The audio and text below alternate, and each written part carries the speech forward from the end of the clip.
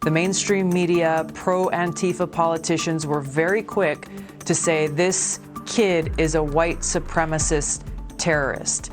And so even at that time, in the midst of all of that chaos, there was no interest in saying, hey, you know what, this is a tragedy. The crisis that the city is facing is a tragedy.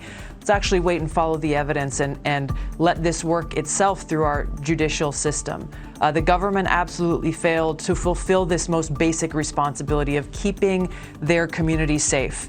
Kyle Rittenhouse shouldn't have gone and done what he did. But as you said, you know, he's a foolish kid who, like others in the community, felt like they had no other choice.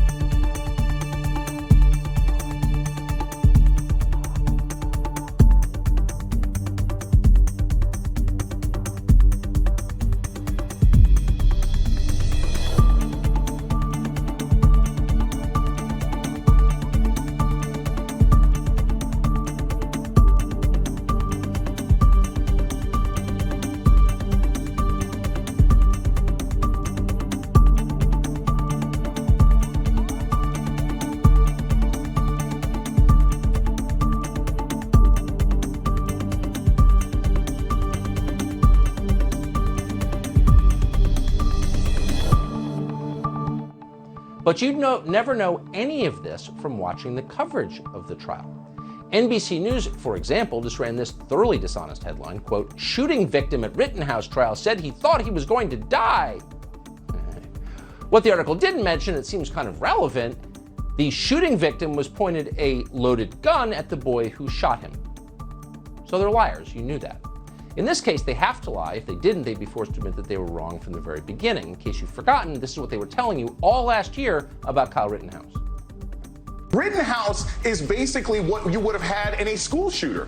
He's a 17-year-old kid. He shouldn't have had a gun. He crossed state lines to supposedly protect property. No, he was going out to shoot people. You see the 17-year-old who was radicalized by Trumpism, took his AR-15 to Kenosha and became a killer.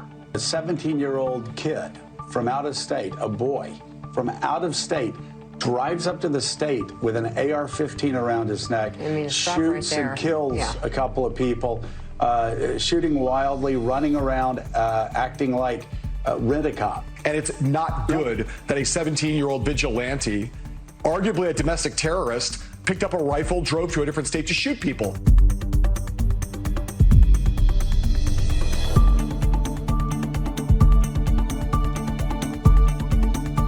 This is the problem here, right? Is that there is no care or interest in evidence or the facts or justice. Really, it's about politics. It's about, hey, are you one of us or are you one of them? Are you on our team or are you the quote unquote enemy? And as we've seen in this example and others, if you're not on our team, then you are a racist, you're a white supremacist, you're a terrorist. And they levy out these allegations really without care, again, for the evidence, facts, or the consequences. And we're seeing the same thing happening here with the judge in this trial because of his ringtone being a patriotic song, God Bless the USA. Well, obviously, they're saying, hey, he's biased towards Kyle Rittenhouse.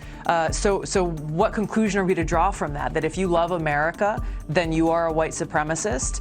This is the craziness of what we're seeing play out here, which really, for me, you know, it shows that they hate America.